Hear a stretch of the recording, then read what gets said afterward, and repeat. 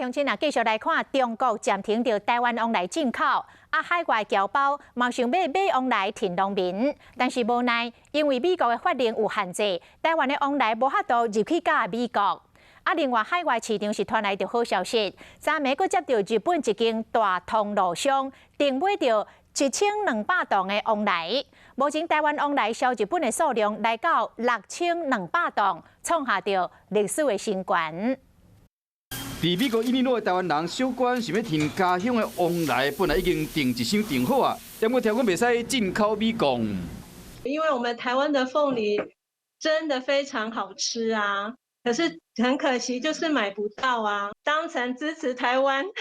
因为检的规定，台湾的往来袂使进口美国侨胞买了后，只能留伫台湾关出来做供应。尽快的方式来申请。如果吃不到新鲜的凤梨，还是可以吃我们凤梨的各式各样的加工品。在美国买不到台湾的凤梨，至少还可以买得到台湾的凤梨酥，在网络上。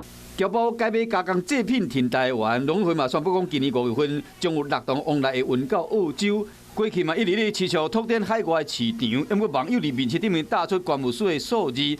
去年台湾出口到澳洲往来，敢若56公斤，而且拢是往来干，唔是规粒往来。当局中有做解说，也有整个这样的一个视讯会议。那我们这个月会有相关的这样的一个生鲜的凤梨，可以到澳洲市场。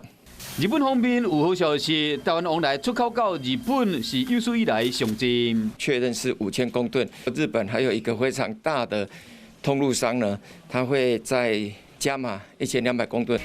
未少人嘛伫烦恼讲，连无往来食客顶顶的水果，嘛是拢挖靠中国单一市场。未来今仔水果外销要安怎因应？偏偏拄到甲往来同款的问题，农委会讲会拍拼拓展更较侪市场。